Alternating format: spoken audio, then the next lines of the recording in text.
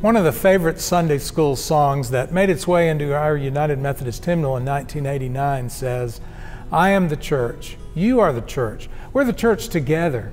It reminds us that the church is not a building, it's not a steeple, the church is not a resting place, the church is a people. And it goes on to say that we're many kinds of people with many kinds of faces, all colors and all ages, from all times and places. Hi, I'm Tim Bruster, and this Sunday, Pentecost Sunday, we'll wrap up our Credo worship series with a powerful Christian affirmation that says, we are called to be the church, to celebrate God's presence, to love and serve others, to seek justice and resist evil, to proclaim Jesus crucified and risen. The Apostle Paul tells us that because we are called to be the church, we are to be the body of Christ, to carry on the ministry of Jesus Christ in our world today. So how do we do that? What does it look like to be a part of the body of Christ? When we serve together as the body of Christ, we collectively embody the ministry of Jesus Christ. We become united for the purpose of carrying on His work in our world. And just as a human body has many parts, each with its own function, there are many different kinds of people who come together to be the church. Working together as the body of Christ doesn't mean that we give up our individuality. It means that by working together, each with our own gifts and graces, we can accomplish much more as a faith community than we ever could alone. When Paul addresses the Galatians on this topic, he emphasizes that whenever we have the opportunity, we are to work together for the good of all. Examples of the compounding effect of working together rather than alone abound. Right here in our own faith community is our dementia care ministry. What began as a significant donation by the Ostby family to honor Bernie and Sylvia Ostby drew the attention of two of our staff members. Dr. Bill Longsworth received the donation, and Melinda Smoot, our Director of Communications, then connected with longtime church member Chris Loki, whose wife and Melinda's dear friend Judith lost her battle with Alzheimer's disease in 2015. Our communications team then went to work developing and promoting a program to honor this gift and carry out the specific request of the Ostby family to bring internationally renowned dementia care pioneer Teepa Snow to First Church for an educational event open to the greater Fort Worth community.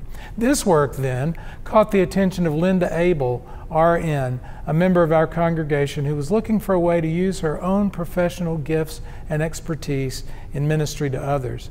The combined ideas, energy, and commitment of this growing group then attracted and gathered more interested and talented people among our staff and congregation. And as the program continued to grow and gain momentum, word of it reached throughout the state, and our church became the model for Teepa Snow's organization, Positive Approach to Care, it's called, for implementing this programming in other faith communities.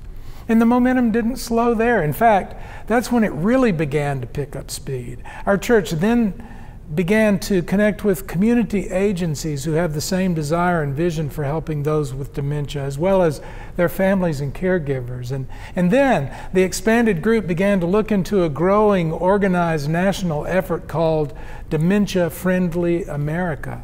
Now, this organization was formed and exists solely for the purpose of educating, establishing criteria and training protocols, and then certifying individual cities across America as dementia-friendly cities. Now, today, Fort Worth is well on its way to achieving this designation, set to become the first in the state of Texas to do so. Because of how our church rose to this opportunity to work together for the good of all, we are at the forefront of a life-changing movement that will transform the lives of countless people for decades to come. Now, did Gary and Peg Ostby know that their simple request for this gift would spark such an exponential reach? Did Bill and Melinda have any idea when setting the course for this new church program that it could go this far? Did Chris and Judith Loki know that their painful story would fuel the impetus for bringing this life-changing education and support to others? Did our librarians know that the display that they put in their window would show Linda the answer to her prayer for her personal ministry? Did our communications team guess that their work could reach and impact so many so quickly? Absolutely not. What our own community of faith experienced firsthand was the deep truth of this affirmation and how it empowers us as the body of Christ to work together for the good of all. Every Sunday at the conclusion of traditional worship, we answer the same question together. Where will we go and what will we do?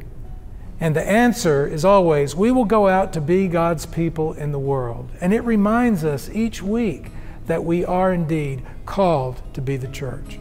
I look forward to further exploring the significance of this call with you this Sunday in the sanctuary. I hope to see you then.